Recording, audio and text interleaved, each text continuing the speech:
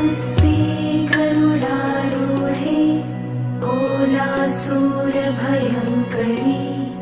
सर्वपापहरे देवी महालक्ष्मी नमोऽस्तुते।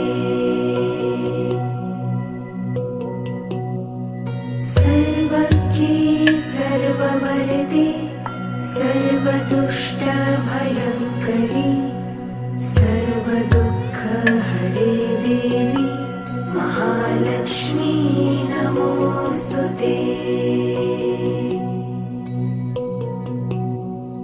सिद्धिबुद्धिप्रदे देवी भुक्तिमुक्तिप्रदायिनी मन्त्रमूर्ते सदा देवी महालक्ष्मी नमोऽस्तुते।